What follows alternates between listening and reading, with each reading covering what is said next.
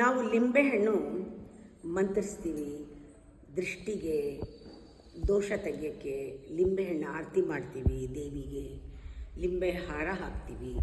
ಇದೆಲ್ಲ ಯಾಕೆ? ಲಿಂಬೆಹಣ್ಣಲ್ಲಿ ಒಂದು ನೆಗೆಟಿವಿಟಿ ತೆಗೆಯೋ ಶಕ್ತಿ ಇದೆ ಅಂತ ನಾವು ನಂಬ್ತೀವಿ.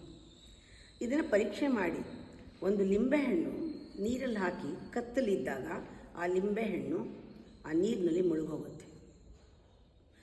ಬೆಳಗ್ಗೆ ಬೆಳಕಿದ್ದಾಗ ಒಂದು ಲೋಟ ನೀರು ತೊಗೊಂಡು ಲಿಂಬೆಹಣ್ಣು ಹಾಕಿ ತೇಲುತ್ತೆ.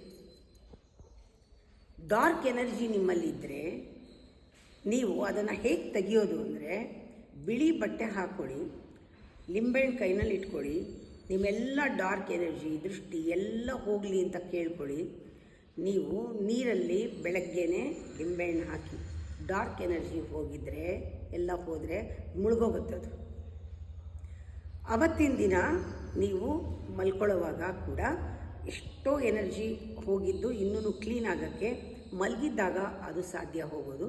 ಅದರಿಂದ ಬಿಳಿ ಬೆಡ್ಶೀಟ್ನ ಹಾಕ್ಕೊಳ್ಳಿ, ನೀವು ಒಗೆದಿದ್ದು ದಿಮ್ಮಿನ ಕವರ್ ಹಾಕ್ಕೊಳ್ಳಿ, ಆದಷ್ಟು ಕ್ಲೀನಾಗಿರೋ ಜಾಗ ಸಾರಿಸಿ ಗುಡಿಸಿ ಇದ್ದಿದ್ದ ಜಾಗದಲ್ಲಿ ಹಾಸಿಗೆ ಹಾಕ್ಕೊಳ್ಳಿ, ಒಳ್ಳೆ ಗಾಳಿ ಬರೋ ಕಡೆ ಕಿಟಕಿ ಬಾಗಿಲೆಲ್ಲ ತೆಗೆದು ಅವತ್ತಿನ ದಿನ ಮಲ್ಕೊಳ್ಳಿ.